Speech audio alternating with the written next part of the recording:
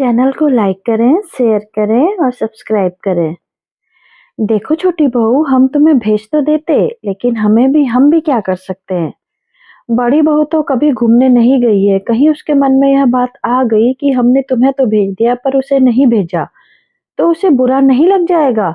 इसलिए इस बात को यहीं खत्म करो और कहीं जाने की जरूरत नहीं है। साथ छोटी बहू को समझाते हुए बोली, पर मम्मी जी, टिकट तो हमने इनके दोस्तों ने मिलकर दिया है।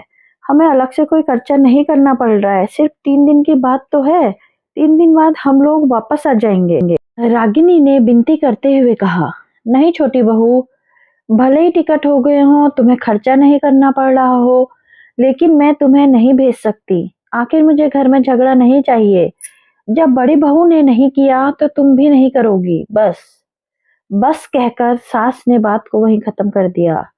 अरे तुम क्यों बेवजह बीच में अड़ंगा लगा रही हो। बड़ी बहू तो इसलिए घूमने नहीं जा पाई क्योंकि उसकी शादी के 3 दिन बाद ही उसके दादाजी की मृत्यु हो गई थी। इसलिए 15 दिन उसे मायके में रुकना पड़ा था।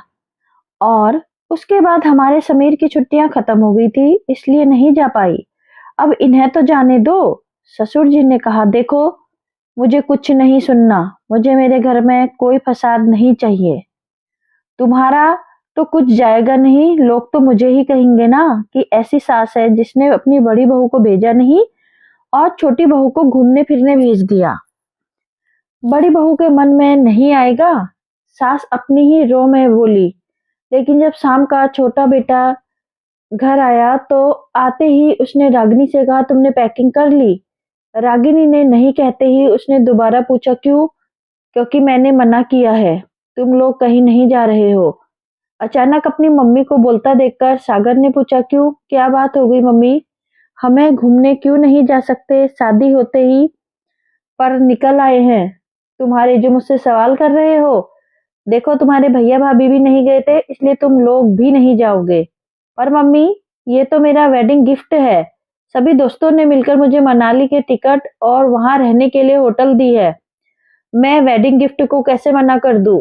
मेरे दोस्तों को बुरा नहीं लगेगा? सागर ने कहा, मुझे कुछ नहीं पता। तुम्हारे दोस्तों को खुश करने के चक्कर में मैं अपने घर के अंदर लड़ाई झगड़ा नहीं करवाना चाहती। मम्मी, सागर और रागिनी के घूमने जाने के भला घर में लड़ाई झगड़े क्यों होंगे? कैसी बात कर रही हो आप? समीर बीच में ही बोल पड़ा। देखो समीर, मैं इन लोगों को भेज दूंगी तो कहीं मानसी के मन में ये बात नहीं आएगी कि मम्मी जी, हमें तो नहीं भेजा था, पर आपने अपने छोटे बहू बेटे को भेज दिया। पर मम्मी जी, हमारे साथ तो स्थिति अलग थी। हम उस समय घूम कर नहीं आए तो क्या हुआ? कुछ दिन बाद तो घूमने गए ही थे ना। आप इन लोगों को जाने दीजिए। मुझे तो इनके जाने से कोई परेशानी नहीं है। तभी मानसी भी बोल पड़ी। अब जब बड़ी बहू की बोल पड़ी तो सास को क्या समस्या थी? आखिर उन्हें हाँ करनी ही पड़ी। हाँ सुनते ही रागिनी और सागर ने अपने कमरे में जाकर फटाफट पैकिंग शुरू कर दी और दूसरे दिन मनाली के लिए रवाना हो गए।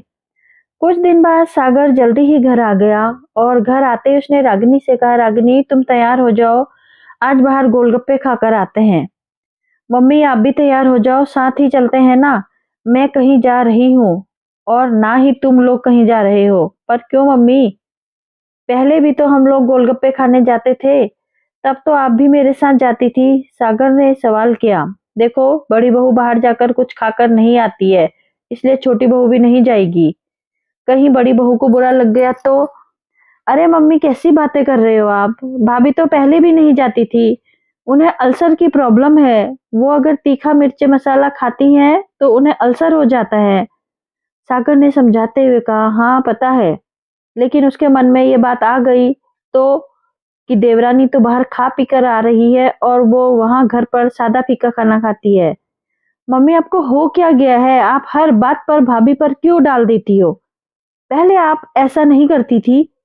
सागर नाराज होते हुए बोला, पहले मेरी सिर्फ एक बहू थी, अब 2 बहुएं हैं, तो ये मेरी जिम्मेदारी बनती है कि मैं दोनों को एक समान रखूं। मुझे मेरे घर में लड़ाई झगड़े नहीं चाहिए। आखिर अपनी मम्मी की बात सुनकर सागर नाराज होकर अपने कमरे में चला गया और उस दिन वो लोग गोलगप्पे खाने भी नहीं गए। मानसी भी वहीं खड़ी थी, लेकिन उसने कुछ नहीं कहा। अब तो ये अक्सर ही होने लगा था। कहीं आना-जाना हो या कोई नया सामान खरीदना हो, हर चीज़ पर सास रोक देती और हर बार कारण यही बताती कहीं जेठानी को बुरा न लग जाए। अब रागिनी इन सब बातों से चिढ़ने लग गई थी, साथ ही उसने मानसिक से भी चिढ़ होने लगी थी। अरे वो खुद कहीं नहीं जाती हैं, तो उसके आने-जाने पर टोक क्यों है? जेठानी ने नहीं किया तो वो भी नहीं करे, ये तो गलत बात थी। लेकिन उसकी इस चिढ़ को मानसी अब समझने लगी थी। उसने इस बारे में समीर से बात की तो समीर ने कहा तुम एक बार मम्मी को समझाओ। कहीं ऐसा ना हो कि घर में लड़ाई झगड़े का कारण तुम ही बन जाओ। और मैं थोड़ी ना मना करती हूँ, वो तो मम्मी जी मना करती हैं, पर नाम बहुओं का इस्तेमाल करती हैं। क्योंकि मुझे भी वो कई बार रागिनी के नाम से मना कर चुकी हैं। मुझे तो ये बात समझ में आ रही है पर शायद रागिनी को नहीं। इसलिए वो आजकल मैंने ये नोटिस किया है कि वो अब मुझसे चिढ़ने लगी हैं। हाँ, मैंने भी कई बार नोटिस किया है, लेकिन बहाना तो तुम्हारा ही लेती है ना। देखो अभी भी कुछ नहीं बिगड़ा है, अभी भी बात संभाली जा सकती है। आज हम सब शाम को साथ बैठेंगे तब तुम मम्मी से बात करना। फिर पापा और मैं हूँ तो सही वहाँ पर संभालने के लिए। समीर की बात पर मानसी को जज गई। शाम को जब सब लोग साथ बैठे तब मानसी ने कहा मम्मी जी मैं सोच रही हूँ कि कुछ दिनों से के लिए मायके होकर आ जाऊं। मम्मी पापा से मिले हुए बहुत दिन हो गए हैं। लेकिन बहू अगर तुम चली जाओगी तो छोटी बहू के मन में नहीं आएगा कि उसे भी मायके जाना है। फिर बेवजह की लड़ाई झगड़ा होंगे। बेहतर है कोई तीज त्योहार पर ही चले जाना। अचानक सास की बात सुनकर रागिनी हैरान होकर उनकी तरफ देखने लगी। तभी ससुर जी ने कहा मुझे तो तुम्हारी कोई बात समझ में नहीं आती। छोटी बहू किस चीज की इजाजत मांगती है तो बड़ी बहू का बहाना कर देती हो, और बड़ी बहू किसी चीज की इजाजत मांगती है तो छोटी बहू का बहाना कर देती हो। साफ साफ क्यों नहीं कहती कि तुम हाँ नहीं करना चाहती हो। हाँ मम्मी ये तो गलत बात है। ऐसे तो तुम दोनों बहुओं को आपस में एक दूसरे का प्रतिद्वंदी बना दोगी। फिर जो घर में शांति है ना वो अशांति में बदल जाएगी। मना करना है तो साफ साफ मना करो, पर ये मत कहो कि देवरानी को बुरा मान जाएगी या जेठानी बुरा मान जाएगी। समीर ने कहा सबको एक तरफ बोलते देख और बहुओं को अपनी तरफ देखते देखकर सासू माँ चुप हो गई। हालांकि कुछ दिन तो वो शांत रही पर आदत तो अभी भी उनकी नहीं गई।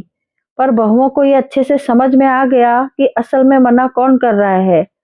इसलिए कोई गलतफहमी ना हो, दोनों बहुओं ने आपस में ही परामर्श कर लेती और फिर सास से पूछ लेती। आखिर सास का दर्जा ऊंचा है, पूछना भी जरूरी है।